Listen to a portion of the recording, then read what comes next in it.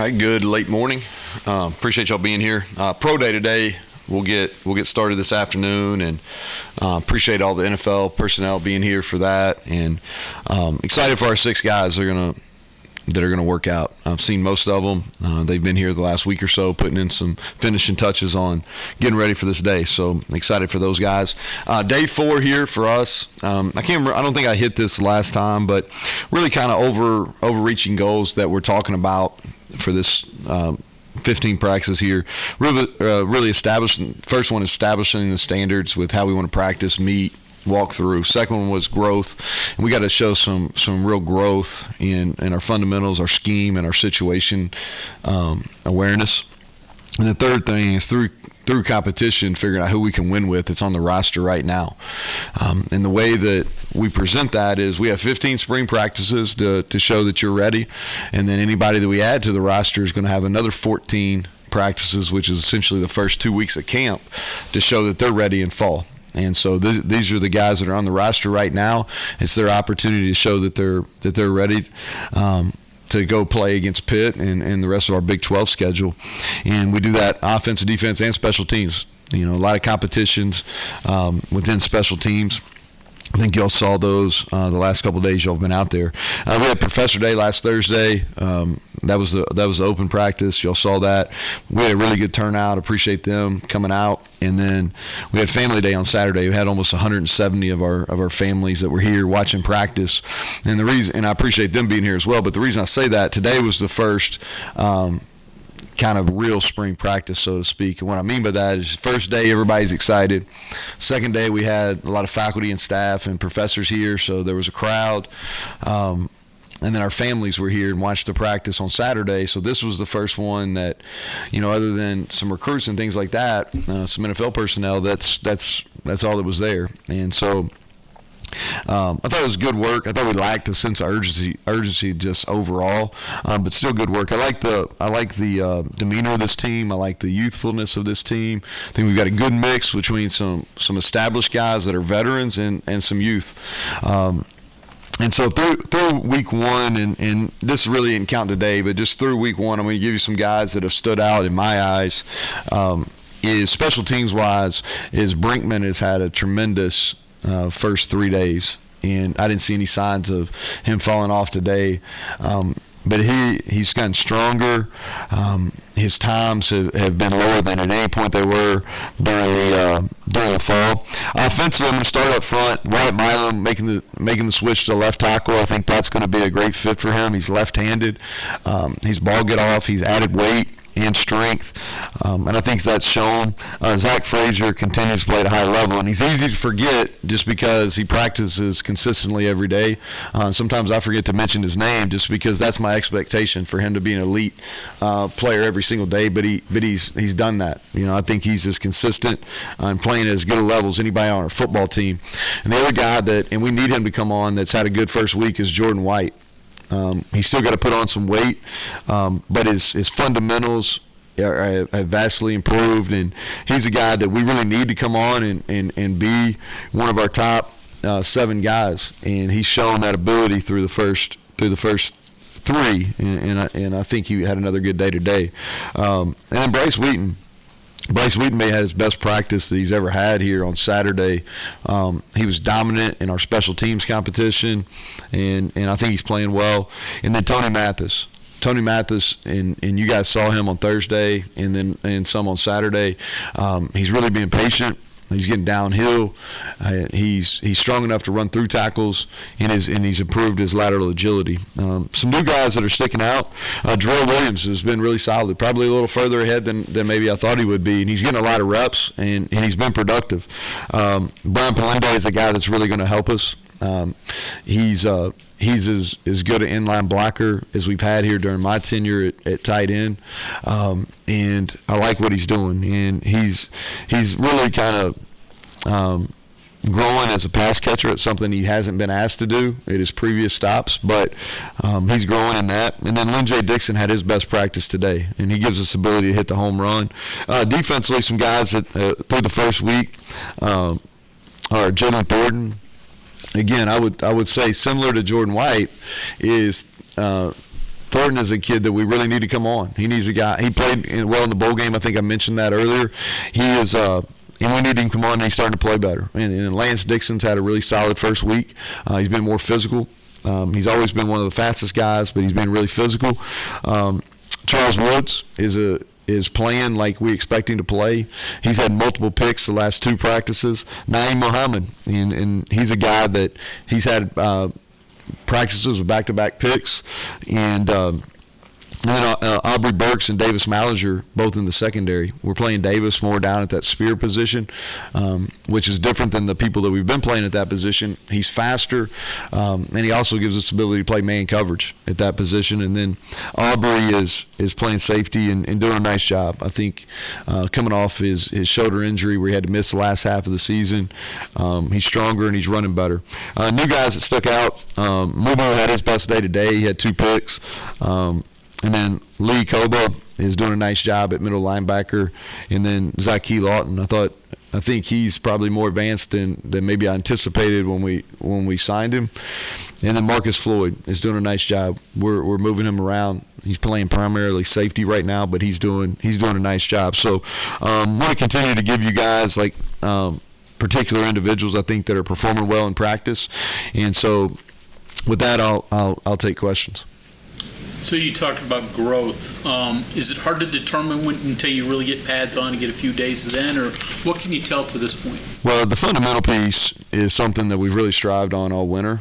And so what you want to do is you want to make sure that when the lights go on and maybe you get in a pressure situation, and it's all we try to create these pressure situations in practice. Obviously we don't have fans in the stands for the most part, but we try to create these pressure situations. So we want to make sure that your fundamentals uphold that pressure. And so, and I thought they did a nice job of that on Saturday. I thought offensively, particularly today, I thought we lost some of our fundamental training that we've been striving for. The scheme, I think I'm pleased with how our staff is teaching. Obviously defensively we've been running the scheme now, going on year 4. This is the first spring with Graham's scheme, but I think we haven't had a whole lot of missed assignments offensively, so I've been pleased with that. And then situationally, that's something that to answer your question is when you get pads on, you really understand and you start playing. Like we just put the ball down and played today for really the first time. And our awareness of down and distance has got to continue to get better, because what we do is we just get worried about playing and trying to get through rather than understanding what the situation is. Neal, does the idea of starting with Pitt, does that add anything here? I mean, is there a certain added? I think so. Yeah, I think we have to have a sense of urgency. Without a doubt, it's something that we've talked about. We didn't do a good enough job last year. I don't think as a staff or as a team we did a good enough job on the build up into Maryland. And we didn't play very well. A game that we felt like that we just didn't play very well, and that's why the result didn't go our way. But we're being intentional about our build up into this game. It's something that we've constantly been mentioning. As we started spring ball, it's something that we'll carry over in the summer and then obviously into fall camp. But we've got to have a sense of urgency, because I think in 156 days we're going to line up and play. The little bit of a step back that you mentioned today in fundamentals, is that to be expected? I mean, I know you don't want it, but is that kind of up and down, that it's always not going to be a? Yeah, I think that's fair. Yeah, Kevin, I think that's fair. What you want to do is you want to see, when you point it out on tape, like I think the most important thing for me is not repeating the same mistakes. If we can get where we continue to grow and we're not repeating those same exact mistakes, then I think that. And then the other thing too, fundamentals wise, we want to stress those, but also your effort can overcome some things. And especially defensively. If we can get 11 hats to the ball, we can overcome some fundamental errors. And so stressing that and then showing that on video where our guys understand that. Neal, so far with the receivers, it sounds like it's set up for a small number of guys that you have to succeed, because it's limited reps and you're just doing things over and over. What have you seen so far from who you have? Yeah, so I thought Caden Prather had 3 really good days. Took a step back today. But I think he's on the verge of being a special type player. Sam and Bryce have been really consistent.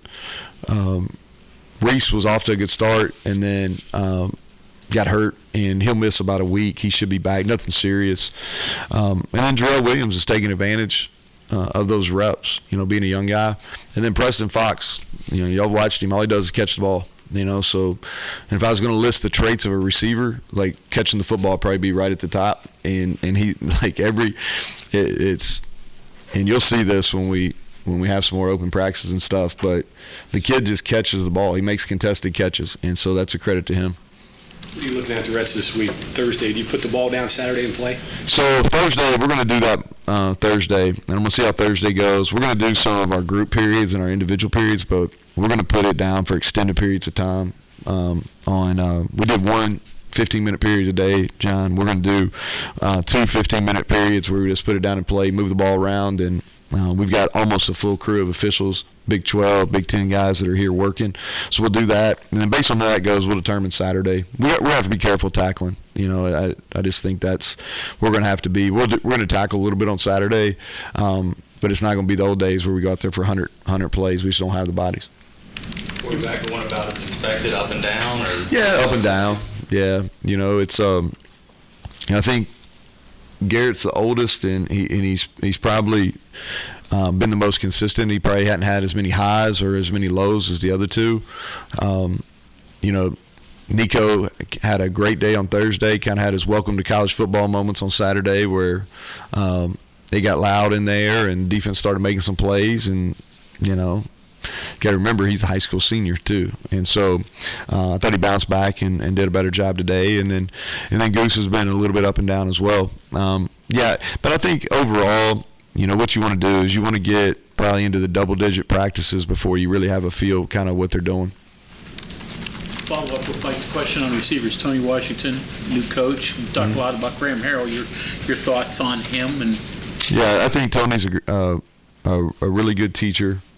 I like his temperament with the guys.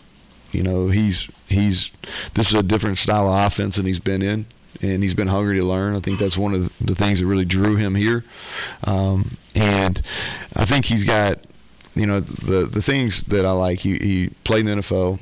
He's played in numerous winning programs. He's played in multiple offenses, so he's able to bring ideas. And he's been a developer. He's got a guy that should get drafted from Coastal this year, and they've got another one that's coming up the pipe that should be a drafted kid as well. And he's proven recruiting wise. He's been able to evaluate guys and close. So I think there's a lot of positives. He's learning in this scheme, but I like what I see so far. Neal, is there any room in this spring to do like experimental stuff that when you're watching or you're scouting other teams that you see things you're like, oh, that's cool, I'd like to try that? Or are you so focused on more so defensively? Defensively, we're doing some things, more in some situational things defensively that we want to grow our package in, and also anticipating what our personnel look like in the fall. And so even though we may not have the exact bodies that we need for these situational packages, we're going ahead practices and getting some reps. And I think that's something just from an overall standpoint in the spring, like you're preparing for the fall. And so I'm constantly telling our staff, hey, we're preparing for the fall. Remember, we're preparing for the fall. So we might not have all the 11 bodies we want, but we're getting quality reps for maybe 9 out of the 11. Or maybe it's 7 on a particular rep. And so it's about preparation for the fall. The other thing that we're trying to do, and really from an offense standpoint, Mike, what we're doing is really installing the offense, but we're really being intentional about getting the looks that we know we're going to see from the teams that we play in the fall. And so maybe we're not going to see the exact way that Baylor's going to play from our defense, but so we got to get that in some scout periods or some walkthrough things.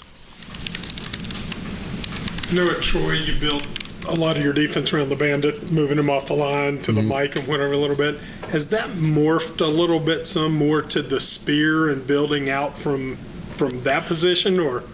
Yeah, so what we've done is, I think it depends. Like, I think one of the strengths of the scheme that we run defensively, we're able to kind of mold it to around our strengths, right? From a coverage standpoint and from how we play the run and how we pressure. At Troy, we were really fortunate because even right before I got there, they had a guy named DeMarcus Ware, and the way he played it was different than the way we played it after Vic left the first time. But then coming back, when we went back to Troy, I think we went maybe 2 years in a row. We had really all 4 years there, we had a first-team all-conference player that played the Bandit. But I think in 16 to 17, we had the defensive player of the year that played the Bandit. And so we had, at that level, we had elite-type players. We've played good at that position, but we've got to make a steady jump, right? So we haven't been able to do some of the things we did at Troy just because our play hasn't been as consistent there. And so now I do believe that Jared and Linnell are making some strides this spring. Are we ready to build a defense around them? Probably not yet. But I think Bartlett's ability and Linnell's ability to rush the passer, like they're good. Like their best has been really good. We just need that to be on a more consistent basis. And what we want to have is more flexibility out of the spear. Like we got to be able to play more man coverage than we've played here in the last 2 years. We have to. And because teams, what they started doing is started max protecting us, and when we're having to play zone coverage and they're max protecting, when you're playing zone and they're going to max protect with 6 or 7 in protection, you're only rushing 4 or 5. That's not good numbers, right? And so we got to be able to send 6 and play some man coverage. You mentioned pro day real quick. Can you expound on a little bit more? Yeah, I think it's something obviously that's very significant for these 6 individuals, but I think it's important for our program too. Is we always talk about 3 goals. We want to develop men, we want to win, we want to graduate in place. And I tell parents this up front is the graduation piece. Like, and we've been very fortunate. Credit to our academic staff. We graduated 100%. The year before I got here, in these last 3 years, everybody that exasperated their eligibility graduated 100%. That's a credit to our academic staff. And what we're really working on is placement. Well, there's no better place that we can put our student athletes that they're going to make a better first-year salary is in the NFL, right? Now, all of them aren't going to make it, but that's the goal when you come and play big-time college football. And so excited for these guys. They have the opportunity. Today's a showcase day for them. Letty obviously had the combine. He'll have a follow up today. But for these other 5 guys, this is the main piece of them proving that they're ready to go on and play at the National Football League or in one of the other leagues. You mentioned White. Any other guys, backups, O-line wise, that are emerging or still? Yeah, Hubbard's getting better. His play strength's getting better. I think that he's a guy that has steadily improved. His body's gone through over about an 18-month period as big a transformation as I've had as a coach, really. He lost close to 50 pounds, and now he's put about 20 of it back, and his body's just completely different. He has really good ball get off. He's got to continue to improve his lower body strength and be able to hold point at contact. But he's a guy that we need to continue to come. I think Nick Malone has quietly grown to 300 pounds. I think, and y'all have heard me say this now, I really felt like this when his first fall camp. I was like, okay, pleasantly surprised how well he moved, and he's continued to grow, and I'm not sure he won't be a factor for us before it's all said and done. He used him in big pack. Last year. Yeah, we used him as a tight end. We did. Probably should have done more of that at the bowl game, really, because he was able to block those guys that are going to be drafted kids in Minnesota. The constitution, this team that you talked about, the youthfulness, but also kind of old in the right spots. I wonder if you would, kind of compare that to what you had the first couple times, and also what can you do with that might be beneficial for you, or is it beneficial? I don't know. Well, the thing that you like is like when you have a team. When you have older teams, those are sometimes the hardest group to coach, and what I mean by that is nothing's new for them, right? They've already done everything. They've already been through 4 spring practices. They've already been through a fall camp. They've already done the winter deal. They've already done the summer deal. And so, when you have youth, they're eager for everything, right? They're eager to prove themselves. They're hungry because they haven't had the opportunity to go out in front of packed stadiums and really show what they can do. And so what you would like to have is you like to have a mix, right? You'd like to have a group of veteran leaders that are mature in their approach, that understand, you go through the process. Why do you go through those processes? That are able to talk to guys level-headed. And then you got the youth that have great energy, right? And so, compared to last year, offensively, we were pretty young throughout. And defensively, we were an older group without a whole lot of youth that played. Now on both sides of the ball, because you look at it offensively, we've got guys now that have played 2 and 3 years. Obviously we're young at quarterback. We don't have a ton of depth at receiver right now. We will when fall camp starts. But we've got a good group there. Some of those younger running backs, younger receivers, and then some of those down the line guys, offensive line wise, and then we've got a group of the first 5 offensive linemen, the older 2 tight ends, and the older 3 receivers. They played a lot of football, so it's a good mix there. And then defensively, what you look at is really in that front. Lee Coba's played football at Syracuse and in junior college. It's new here. But that front 6, we've got a ton of experience, and then in the back, outside of Charles, we don't have a whole lot. And so we're going to add, y'all seen that. We're going to add some other veterans back in that secondary, but right now it's a kind of a good mix, especially when we get all 11 of them together on defense. So it's fun to coach young guys because you see them progress day to day. I hope that answered your question. I want to know about the Bourbon Trail. They said you were at the Bourbon Trail on Saturday. Man, that really got around, didn't it? Huh? Was it that bad? Well, I'm from Bardstown, so they I heard that from several people, actually. Okay, anything Anybody else? else? Good deal. Thank y'all for being here.